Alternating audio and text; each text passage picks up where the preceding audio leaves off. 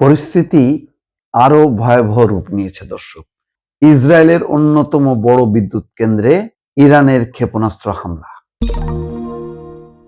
যেই শঙ্কাটা করা হচ্ছিল যে ইরানের 4টি বা 6টি বিদ্যুৎ কেন্দ্র, সেই বিদ্যুৎ কেন্দ্রে হামলা করা হবে। তো তখন ইরানকে যখন হুমকি দেওয়া হয়েছিল, তখন ইরান বলেছে যদি আমাদের কোনো বিদ্যুৎ কেন্দ্র হামলা হয় তাহলে মধ্যপ্রাচ্যে অন্ধকার নেমে আসবে। অর্থাৎ মধ্যপ্রাচ্যের সকল বিদ্যুৎ কেন্দ্রে, সৌদি আরব, কুয়েত, কাতার সমস্ত বিদ্যুৎ কেন্দ্রের লক্ষ্যবস্তু। তার পরপরই ডোনাল্ড ট্রাম্প সেটা স্থগিত করে, বলেছে যে তারা হামলা করবে না, তার বদলে তার পরপরই আলোচনা এই সমস্ত চলল। মাঠে খেলোয়াড় হিসেবে নেমে গেল তুরস্ক এবং পাকিস্তান, এবং তারা চালাচালি করছে।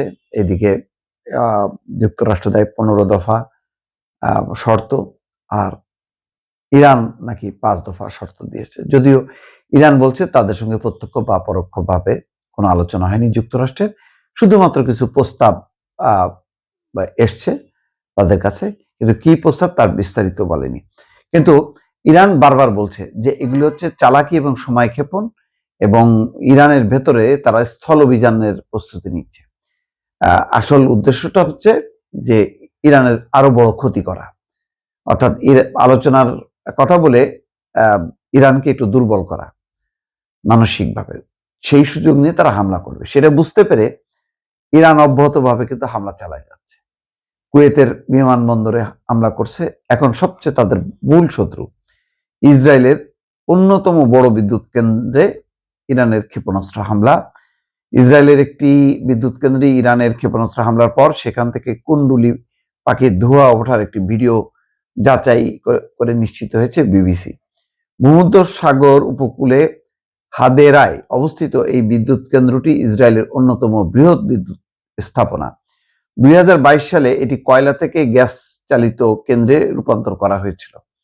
ভিডিও ফুটেজে দেখা যায় বিদ্যুৎ কেন্দ্রের একটি কুলিং টাওয়ারের পাশ থেকে ধূসর ধোঁয়া উপরের দিকে উঠে যাচ্ছে।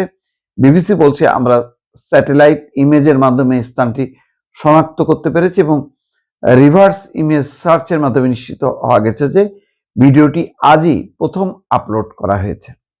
এদিকে ইসরায়েল ইলেকট্রিক কর্পোরেশনের বরাত দিয়ে দ্য টাইমস অফ ইসরায়েল জানিয়েছে ব্যালিস্টিক ক্ষেপণাস্ত্র হামলার পর বিদ্যুৎ কেন্দ্রের অবকাঠামোতে কোনো ক্ষয়ক্ষতি হয়নি। ইরান মানে ইসরায়েল কখনো স্বীকার করে না যে তাদের এই মানে কোনো ক্ষতি হয়, কিন্তু বুঝতেই পারছেন যে বিবিসি কিন্তু নিশ্চিত হয়েছে হামলা হয়েছে। ব্যালিস্টিক ক্ষেপণাস্ত্র হচ্ছে অত্যন্ত ভীতিকর, এবং এটা যুক্তরাষ্ট্র বারবার বলছে যে ব্যালিস্টিক ক্ষেপণাস্ত্র তাদের যে 15 দফা প্রস্তাব, সেই প্রস্তাবের মধ্যেও আছে ব্যালিস্টিক ক্ষেপণাস্ত্র মানে ছোড়া যাবে না। সেই ব্যালিস্টিক ক্ষেপণাস্ত্র ছুঁড়েছে ইসরায়েলের অন্যতম একটি বড় বিদ্যুৎ কেন্দ্রে। তাহলে বোঝা যাচ্ছে যে আজকে রাতে বা কালকে ইরানেরও বিদ্যুৎ কেন্দ্রে হামলা হবে। হয়তো তেমন একটা পরিকল্পনা তারা টের পেয়েই ইরান হামলা শুরু করেছে। ইরান এখন মোট কথা তাদের বিদ্যুৎ কেন্দ্রগুলি যদি শুয়ায়ও দেয়, পুরো ইরান যদি অন্ধকার নেমে আসে, তারপরও তারা হামলা থেকে পিছপা হবে না, তারা হামলা চালিয়ে যাবে। এবং এর মধ্যে তারা বলছে যে হরমুজ প্রণালীর ছাড়াও যদি স্থল অভিযানের কথা চিন্তা করে আমেরিকা, তাহলে বাবেল মানদেব প্রণালী বন্ধ হবে। এবং এই বাবেল মানদেব প্রণালী হচ্ছে এই প্রণালী দিয়ে তরল গ্যাস পরিবহন হয়, অর্থাৎ তরল গ্যাসের রপ্তানিও বা চলাচলও বন্ধ করে দেবে ইরান। সব মিলিয়ে পরিস্থিতি কিন্তু আরো বরং আলোচনার নামে বা সম্ভাবনার প্রেক্ষিতে যে একটু পরিস্থিতিটা নিয়ন্ত্রণে আসবে, তেমন কিন্তু লক্ষণ এখন পর্যন্ত দেখা যাচ্ছে না দর্শক।